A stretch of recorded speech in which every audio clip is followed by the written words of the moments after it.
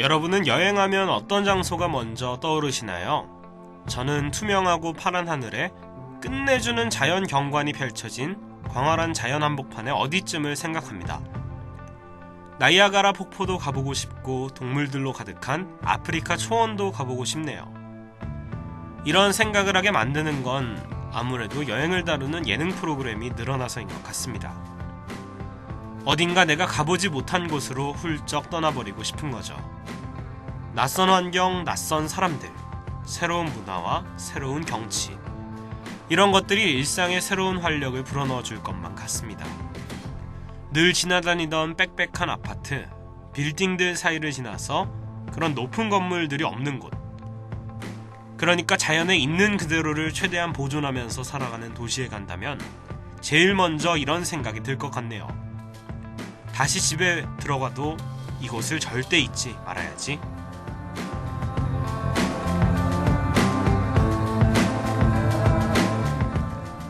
여러분은 여행에 어떤 목적을 가지고 있으신가요? 재충전? 삶의 원동력? 이런 것들이 어쩌면 여행을 떠날 때 우리가 갖는 첫 번째 기대심이라고 할 수 있는데요. 하지만 막상 다녀온 뒤엔 시간이 지날수록 잊어버리는 경우가 많습니다.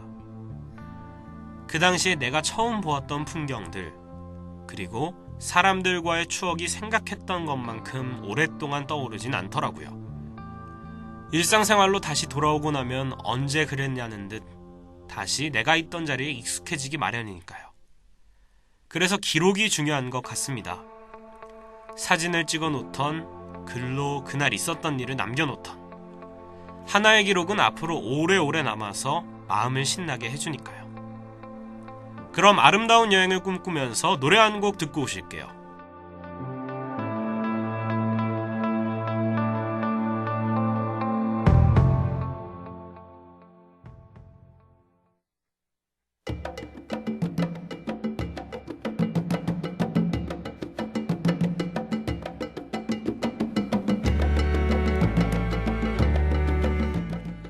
내 말을 끝까지 묵묵히 들어주는 것, 내 말에 쉽사리 토달지 않고 함부로 충고하지 않으면서 조용히 그저 받아들여주는 것, 그건 무엇일까요?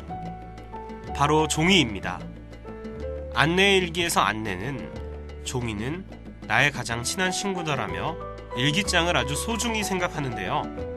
그 이유는 바로 내 말을 천천히 끝날 때까지 다 들어주는 여유로운 친구가 노트밖에 없었기 때문이었죠. 전쟁이라는 무섭고 혼란스러운 상황에서도 마음만큼은 가장 순수하고 해맑았던 안네 프랑크는 자신의 곁에 일기장을 두고 매일 기록했습니다. 그건 주변 환경의 공포와 슬픔과는 아무런 상관이 없었죠. 그저 있는 그대로의 내 모습을 종이에 털어놓으면서 하루에 잠깐씩이나마 행복한 시간을 보낼 수 있지 않았을까요? 펜과 종이에 대해서 다시 한번 생각해보게 되는 시간입니다.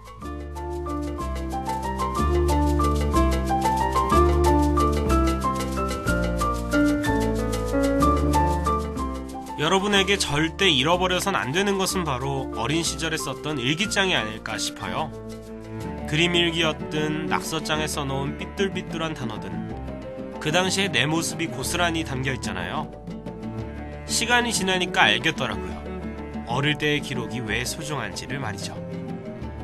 지금은 다시 돌아올 수 없는 순간이고 우리는 좋든 싫든 앞으로 걸어가야 합니다. 그래서 너무 쉽게 나의 예전 모습을 잊어버리게 되죠. 하지만 가끔씩 펼쳐보는 앨범 하나, 그림 일기 하나하나가 그렇게 위로가 되고 기분 좋은 일이 아닐 수 없습니다. 마치 그때의 나와 마주하고 얘기를 나누는 기분이랄까요? 힘들 때는 예전의 내 기록을, 추억을 다시 떠올려 보시면서 지금 시간을 꿋꿋이 이겨나가셨으면 좋겠습니다.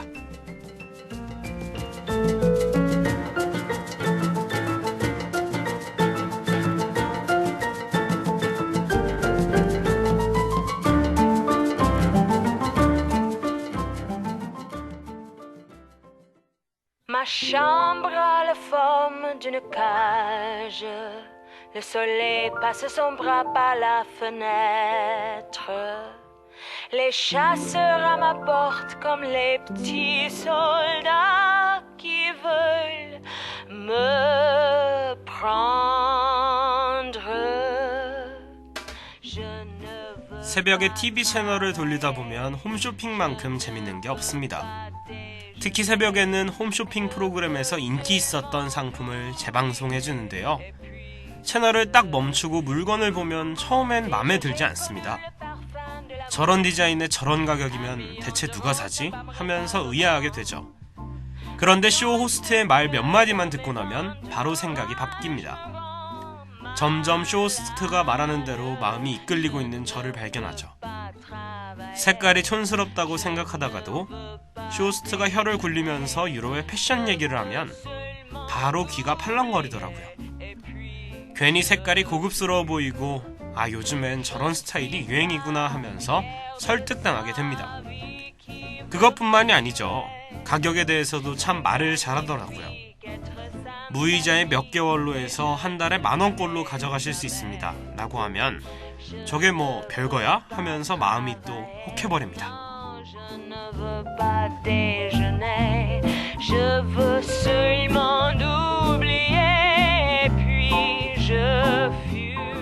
이렇게 정말 화술은 중요한 것 같아요. 언변이 뛰어난 사람과 얘기를 하다 보면 나도 모르게 그 사람과 동화가 되곤 하죠. 갑자기 그 사람한테 신뢰가 확 가는 느낌이 들고 호감도 상승하는 것 같아요. 하지만 말하는 솜씨는 어느 정도는 타고나야 하지 않을까요? 제 주변에 말 잘하는 친구들을 보면 타고나는 애들이 많더라고요. 어릴 때부터 사교성이 좋고 사람들과 말하는 걸 좋아하는 성격 말이죠. 저도 여러분들한테 화술이 좋은 사람이 됐으면 좋겠네요. 이런 각박한 시험 기간에도 마음을 활짝 열고 방송에 귀를 기울이실 수 있게 하는 멋진 화술 말이죠. 오늘 하루 동안 우리가 듣고 나서 마음이 마구 흔들렸던 달콤한 말들 한번 생각해 보시면서 노래 듣고 오실게요.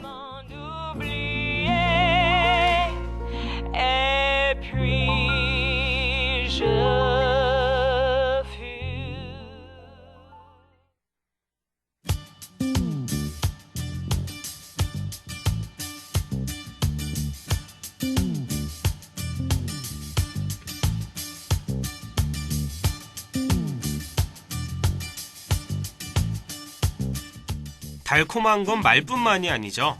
요즘 같은 때는 당연히 야식도 땡기고 먹고 싶은 음식은 다 먹고 싶은 엄청난 식욕이 땡깁니다. 원래 스트레스를 받으면 그렇게 된다고들 하는데요. 지금이 제가 스트레스가 최고조인 시기인가 봐요. 하지만 이럴 때일수록 살이 마구 찌지 않게 조심해야겠죠. 저는 그래서 이제부터 체중계와 함께 살기로 했습니다. 간이 체중계를 옆에다 놓고 아침마다 몸무게를 재곤 하죠. 그런데 어쩐지 조금씩 찌고 있는 느낌이네요. 이제 슬슬 조심해야겠어요.